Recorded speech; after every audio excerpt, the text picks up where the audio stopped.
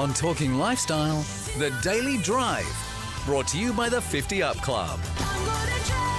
So good to be here for this Monday night. We like to have a look at real estate, what happened over the weekend, and it's a big welcome to Property Fast Track to Charles Tarbey from Century 21. Good evening, sir. Good evening, Nick. Kaylee.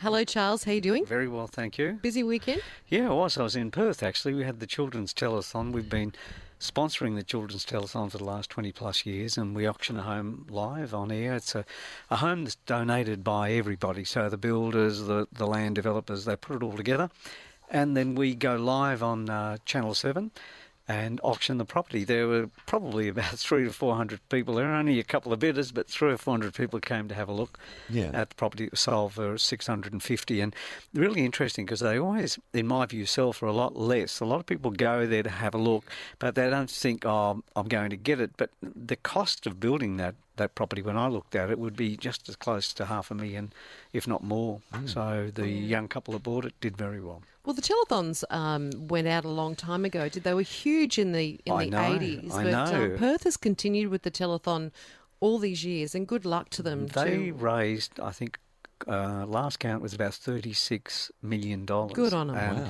And it was funny being in the room there when I was presenting our cheque. We also go on air and donate $15,000 of cash to it, as well as the other charity events that we're involved in and the auction.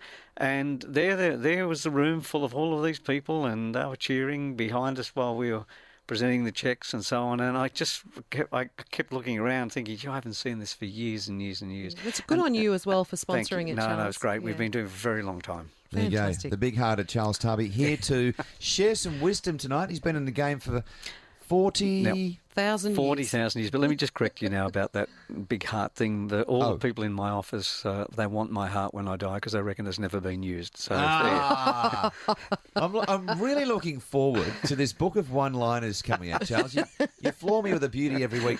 13 12 83. Charles Tarbey's got advice for you if you do want to know about real estate, be it resi, or maybe it's a renting question, or maybe you want to get in as an investor. 13 12 83. You can message us too at talkinglifestyle.com.au as we go out round the country. 882 Brisbane, 954 Sydney, 1278 Melbourne, and digital in Perth. We're talking about superannuation and saving for a deposit, Charles. Could first home buyers soon use their superannuation to save for a deposit? There's been a lot of calls for younger people in particular to be able to dip into it. Yeah, look, I've been watching and listening to that debate for quite some time. I think it's very, very mixed out there. Superannuation was created for a reason, and that reason was for the taxpayers at the end of people's working life not to have to subsidise them. And it concerns me that if you do invest in a property, and I think investing in a property is fantastic, but if you do it with your super and you make some mistakes, what's going to happen at the other end? And that's the concern I have. I think that the various state governments or the federal governments, their concern about affordability is real, but it's changing and it's turning in favour of buyers right across the country. So by the time they finish all of these debates, the result we want will probably have found its way to everybody's door anyway. Yeah. So this is all coming off the back of the federal government announcing a plan in the last budget to allow first-time buyers to dip into your super just for the home deposit. So last week it's gone a bit further. It's now passed the lower house and is heading to the Senate where, look, prediction is it could face stiff opposition. On balance, do you think it's a good idea? Well, I should think it's a great idea as a real estate agent. That puts more buyers out in the marketplace and it gives us a greater chance to earn more. But from a personal point of view, realistically, no, I don't think it's a good idea because I would like to see home ownership occur, but I would not like to see it occur at the risk of a mistake being made and that young couple suffering further down the track. Do you think a lot of younger people are not thinking that far ahead? Let's face it, no one really thinks about retirement until you get to 50, and you super is something you have to compulsorily put into. Well, that's the same as what a lot of people say. I don't want to live past 80, but that's exactly what they say until they turn 79 and a half. That's right. And I think at that end of the track, you've got to really think about it. And super was brought in for a reason, and I understand the reasoning behind it, and most people do, and a lot of people have benefited from it. And that's my only concern. If they make the wrong decision on property, and that does occur, could it impact on their futures? So putting aside, there's a few states now, giving first home buyers breaks when it comes to stamp duty. Putting that aside, Are there any other meaningful ideas being put forward to address the property situation in Australia, being that it's simply very expensive to get into? Yeah, the supply line has been the biggest of issues that we've had. It's always been that, because when you factor the short supply with low interest rates, it's a very dangerous combination, and we've been in that environment for way too long. Traditionally, we're not there, and that will change. There's a lot more stock coming on. I know this week we've had an increase in stock over the week before and a week before that. It's in the 2% over each week. It's increasing in stock levels. You've got a lot of the banks pushing buyers away, pushing investors away, and I think you're going to find that that will solve itself, because in time, when the supply and demand lines meet and those interest rate movements start to occur, and the indications are there, everybody's being warned that, over the next year or so they're going to start to see a climb in interest rates. I think that is going to change the entire landscape, and it's going to create a better pricing opportunity for people, a better entry point for people. And if the salaries keep increasing, then they're going to find themselves in a far better position in a year's time. So maybe, I don't like telling people to wait to buy real estate, but maybe for some people, waiting is what they should be doing. Do you think? Yeah, go, Kayley. Sorry. I was going to say, do you think the expectations are too high with younger people? They want to, I want to have a house in, within 5 k's of the city, somewhere in a city, because that's where we all go out and have fun. But that's just not realistic. It's not. Unless you want to live in other capital cities other than Sydney. In some parts of Melbourne, it's acceptable. And get in parts of Brisbane, you can do it. Other parts of the country, you can. In the city of Sydney, it's become very, very complex. You want to buy an apartment in the city of Sydney, even a small 2-bedroom apartment close to the city is an $800,000 plus proposition. So yes, and when I sold real estate in my early days, it was to young couples. And, they bought what they could afford. They went all the way out to Penrith, which we've always said was then such a long, long way away from the big smoke. Of course, that's all changed now. And they were quite willing to do that. But then sometimes they added to that with a boat and a caravan and an extra car, and then the debt factor still lifted. So it's still where you buy is one thing, and then what you do after you buy is absolutely another thing. 13 12 83 is the number tonight for Charles Tarbey, here to help you out. Let's move on from first home buyers to property investors. Probably not as hated a group as elephant poachers, but they may tell you that they're on the way there. They've been singled out as the blame for housing affordability problems on the east coast of Australia, and to that end, a new lobby group's been formed, the Property Investors Council of Australia. Ben Kingsley is the CEO and founder of Empire Wealth, a property investment advocate, and he's the chair of that new council. Good evening, Ben. Good evening, Nick. How are you? We're going well, thank you. Hated might be a bit strong, but property investors have certainly copped a bit of stick lately, haven't they? Yeah, they certainly have. I mean, ultimately, there's a lot of people who are trying to get into the property market, including fellow investors, and that's put a bit of pressure on prices. But we're all sort of saying that it's the property investor who's stolen our opportunity for the great Australian dream, and we obviously don't believe that that's always the case. And the people who are investing, the mum and dads who are investing, are also looking for the long term to provide for their family, and obviously be less of a burden on the government purse later in life when they start to live off that passive income that they generate from the property investment. So yes, we just haven't seen an opportunity in the past to put a group like this together, but now it's probably the time, with over 2 million property investors out there. We're sort of looking to unite their voice. Ben, there always will be room for a rental market in any economy, because some people just don't want to buy, and you need to have rental properties. You need to have property investors. That's right, Kayley. I mean, what we've actually seen over the last sort of couple of decades is the state governments have really moved away from providing that opportunity for sort of public and social housing. There's been billions and billions of dollars that are being withdrawn from that particular market in every state.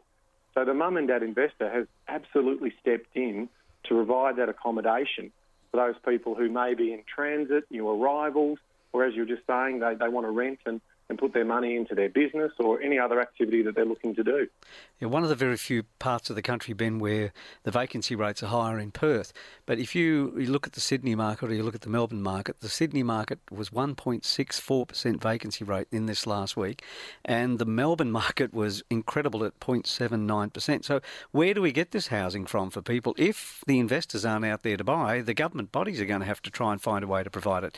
And in the past, they haven't proven to be that successful with it. Well, I mean, they're trying to balance their budgets, and taking, several $1 billion out of that to be able to provide that accommodation isn't there.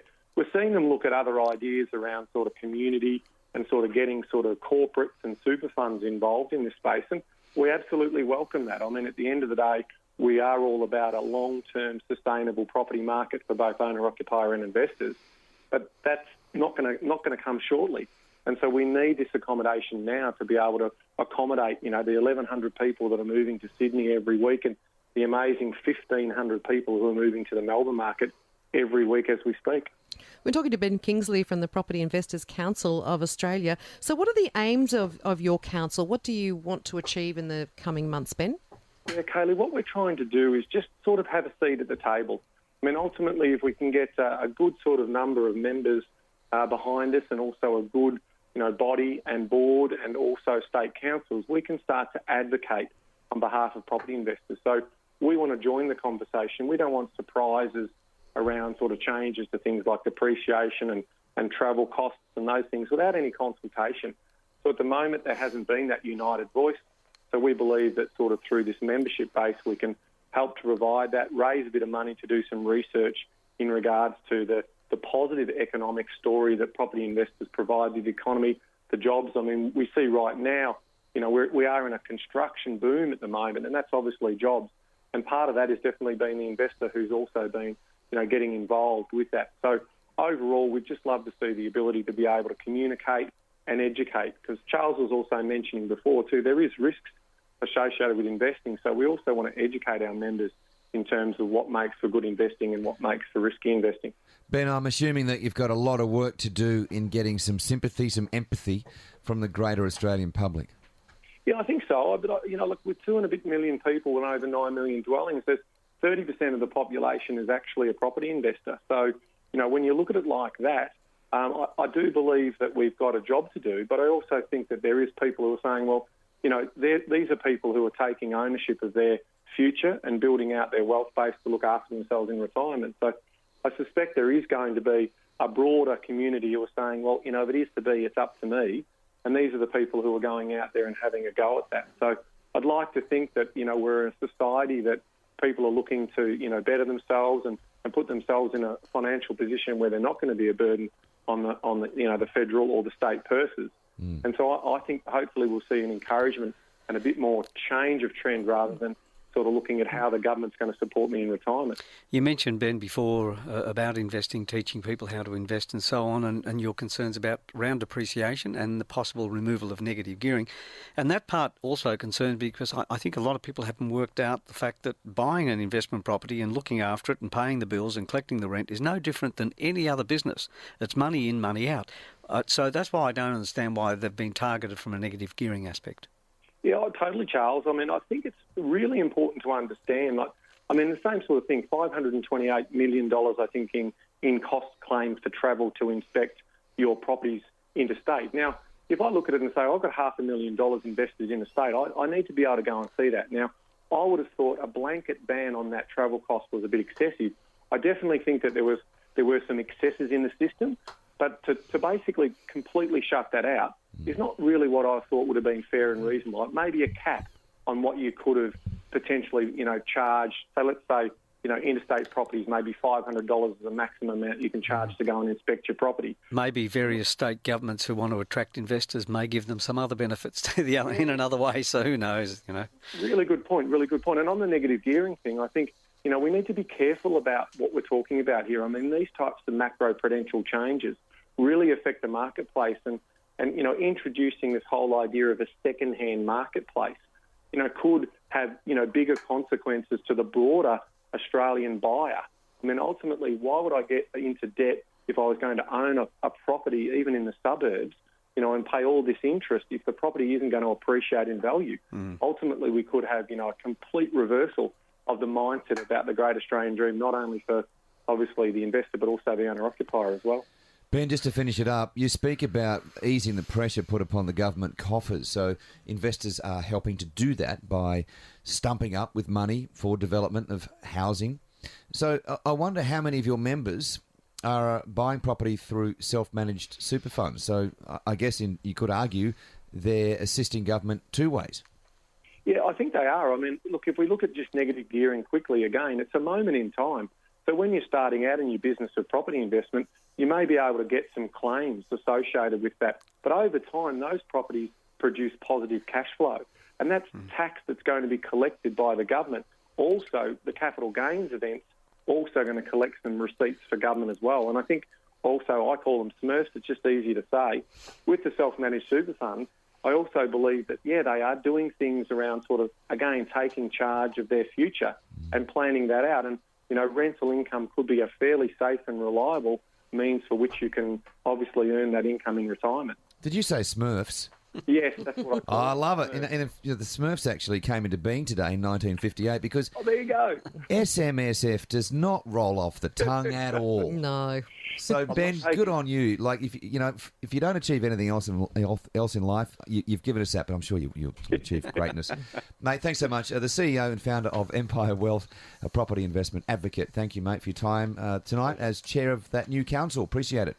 Thank you. Cheers, Ben. Still ahead tonight, we'll go around the grounds and see what's happening in Auctionland with Tom Panos. There are some great advantages in being the world's largest real estate company. For a start, your Century 21 local office uses the best technology and knowledge base in the world. Combined with the fact that each office is independently owned and operated, your local Century 21 agent knows your city, your suburb, your town and your street. It also means Century 21 agents can offer a huge range of resources and experience, including information from over 300 offices around the country. We'll speak to one in just a minute. It's no surprise, Century 21 is the fastest growing real estate brand in Australia. Buying, selling or looking for a new home to rent?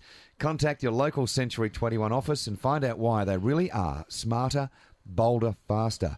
Visit century21.com.au. Let's get a local real estate snapshot. Time to go around the grounds, thanks to Century 21's extensive national network of real estate agents. And joining us tonight, Vickie Stickler from the Century 21 Blaxland office in New South Wales. G'day. Hi, how are you? Very well, thank you. Tell us about the lovely Blue Mountains where you are. We're in the lower mountains, so we're approximately about an hour from the CBD of Sydney and about 15 minutes from Penrith. Vickie, I have to confess I live in the area, so I have a vested interest in what you're about to say. Vickie's a very, she knows I live in the area. She's a very well-seasoned real estate practitioner. Vickie, let me ask you a question. I know why I live in the Blue Mountains. Why would you think living in the Blue Mountains is a good thing? The Blue Mountains offers you a lifestyle an hour from Sydney that you just don't get anywhere else. Along the Blue Mountains, there obviously are the ridges and a very village atmosphere. A lot of people confuse the area, and whenever I tell people I live in the Blue Mountains, they say, "Oh, you live on acreage," and as you said, with the ridges, a lot of the time, there's very few acreage properties. Everybody's got these houses that are built on normal blocks of land. Quite often, only 600 square metre blocks of land, which might sound large to some people, but in the Blue Mountains, it's really quite tiny. Exactly. Yes, they're more a residential block, but some of them, a lot of them actually have the views. So it's really quite magnificent. And there's three parts to the mountains, aren't there, Vickie? So you've got the lower mountains where you are at Blaxland, and then you've got the middle mountains, and then the upper mountains where Katoomba and Sailura are. We're giving Nick a plug now up in your area. Because my co-host knows the area well. So, a lot of people, and it's World Heritage listed as well. Like, not many places can claim that. No, that's absolutely right. I mean, you really have to get up here and have and explore around to really appreciate what the region has to offer. That World Heritage is become a real issue now because they're talking about Badgerys Creek, they're talking about planes flying over Glenbrook, Blaxland, those at 5,000 feet coming into land. And so there's a lot of concern that, again, the World Heritage area is going to be impacted by it. What do you think that might do for real estate property prices, Vickie, having an airport not so far away? I don't think it will hurt us at all. In fact, I think that it will enhance our prices.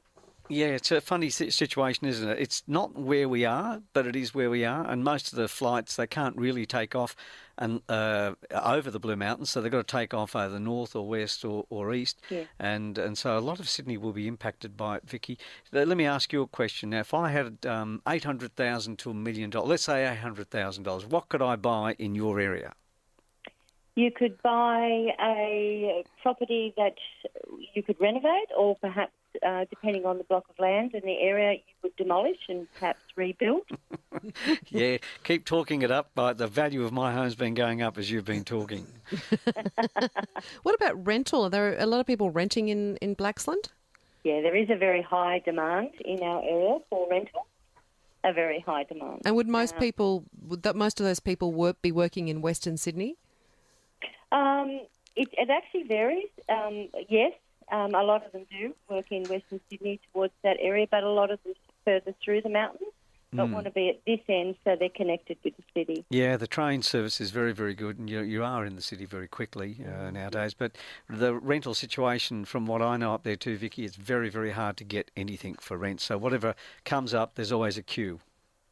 Absolutely, there is, and the rental returns are extremely high.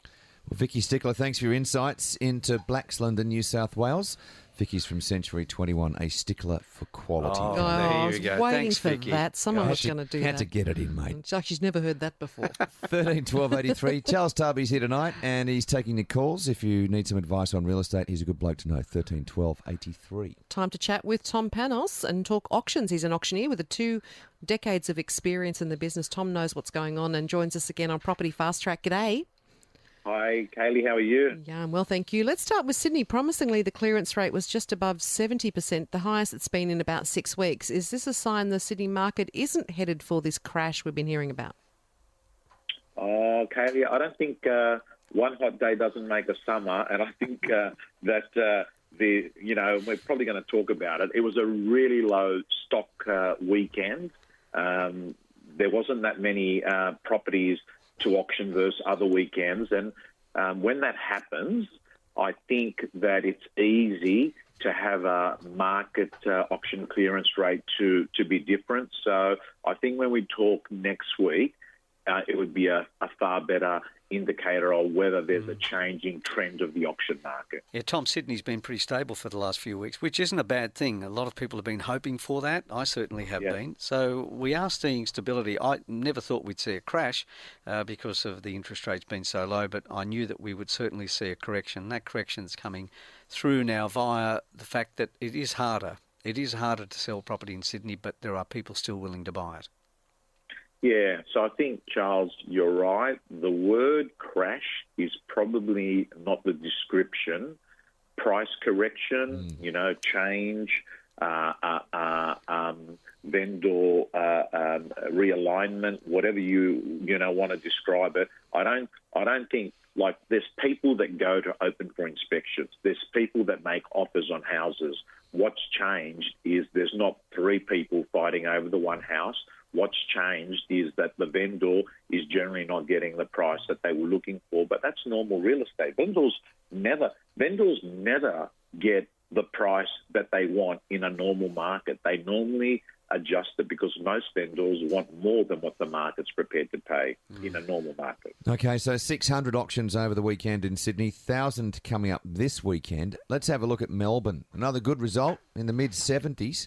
Was that the outer suburbs getting the work done again? No, Nick, I'm looking at it here, and I've got to say that most of Melbourne appeared as getting, high 60s or a low 70s. Even, outer east, 74%, southeast, 69%. When you look at northwest, we got 82%, Mornington Peninsula. So I've got to say it was well spread out. It was well spread out across Melbourne. I mean, Sydney, it's obvious what happened in Sydney with the 600 properties, Nick, and that was the long weekend. A few weeks ago was the first weekend of the auction campaign, and a lot of vendors don't like to have a long weekend in Sydney as their weekend to launch a property. So you'll see that happening this week. There'll be, as you said, 1,000 properties. Tom, I'm seeing a lot of action starting to occur in Brisbane and Perth. Those are the 2 marketplaces that we've been focused on a reasonable amount of time. The Perth clearance rates have broken through 50% for a few weeks in a row, same as Brisbane. Now, traditionally, they were, particularly Perth, was in the low 30s, early 40s at best. So we're starting to see a change, a drop in others and a slight gain in the ones that have been travelling very badly. So that's where my focus is at the moment, those 2 marketplaces. Yeah, well, Charles, you know that what's changed over the, 40 plus years that you've been in real estate. We used to say, how's the market? And used to say, the market's this, and the market used to pretty much analyse and summarise the whole of Australia. But now when you talk about the market, the truth is that Perth is different to Brisbane and Adelaide's different to Sydney, and, so you've got to look at sub-markets, and you're absolutely right. I actually think smart money is going into Perth because they know that it is potentially on the rise. It's definitely bottom. It definitely is. I remember an American trainer used to come out 30, 40 years ago, and I'll leave his name out of it, but when you're asked the question, he used to say to people, when you're asked the question, how's the market? Because real estate agents were asked that question all the time. He said, just use one word, unbelievable. And you never knew which way that went. Covers everything. Unbelievable. Whereas you call it real estate. Real estate. Just before you go, Tom, we learned earlier tonight from Ben Kingsley, I was blown away, there's 2 million property investors in this country. About 30% of Aussies hold an investment property. You are out there every week in the suburbs auctioning joints. Are you seeing more first home buyers out there now? Am I seeing more first home buyers? I'd say that I think that since the banks got a little bit tighter in the last few months, Nick, I would say the proportion of investors has dropped. Does that mean that there's more first home buyers? Potentially, but there's more owner-occupier buyers. I know that because there's a little bit less investors, but that number I find quite staggering that you've just mentioned of the amount of investors are there. I'd love to know how many have got more than one property, because I know that there's potentially a lot of people that have bought one investment property. It would be good to know what that percentage is, but they've eased off the investors, Nick, in the last couple of months, and it's got to do with bank tightening. Yeah. Hey, well, Tom, thanks for your insights. Always good. Thanks, You're Tom. back next Monday. You. Appreciate it, Tom Panos, who's been auctioning houses for years. Charles Tarbey, thanks for your time on Property Fast Track. You're back next Monday as well. Thank you. Having a night off, Sky News. I am. The studio's not ready. All It right. hasn't got enough room to fit all the egos. Cheers, mate.